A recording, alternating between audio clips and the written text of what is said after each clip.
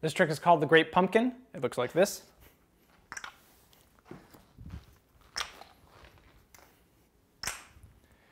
Now, before you do this trick, you want to make sure that you know how to do side spike because the trick starts with that.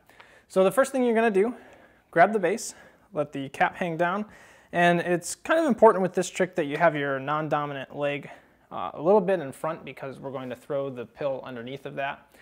And then what you're going to do from here is you're going to start by performing a side spike, and the only difference is we're going to do a double rotation on the side spike.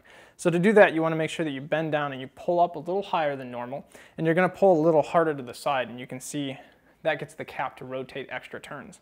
So you'll just want to practice that. We want the hole to come to this point 2 times. So you should pull it up, 1 rotation, 2 rotations, and then we're going to spike it. So just practice that, get used to it. You'll kind of notice that a lot of times the cap might come over to the side, and that's normal. You just have to follow it and kind of use your feet to move around to get next to it so that you can still side spike it.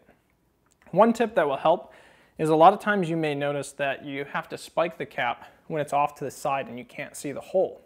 So the trick to doing that is you want to find where the string comes out of the cap, and if you find that hole, you'll know that the hole you need to spike is directly on the opposite side.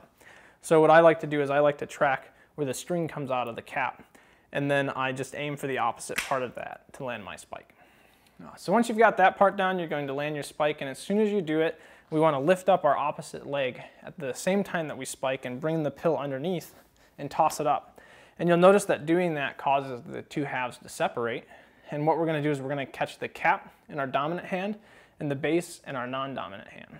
From here, you're going to bend your knees and come up, and you're going to give a light toss to the cap, and you want to practice getting it so you can toss it up and get that hole to come straight down. At the same time you do that, you're going to switch the base into your dominant hand, and since the hole is now pointing down, you can land it right on the spike. From here, the next part you're going to do is you're going to toss the cap into your non-dominant hand out, and it's usually best to try to toss it so that the hole is pointing upward, and you're going to use your knees to kind of stall it and then throw it right back. And when you throw it back, you're just going to throw the cap onto the spike. And you just want to practice that, put all those elements together, get them connected real smooth, and once you've got that, that is the Great Pumpkin.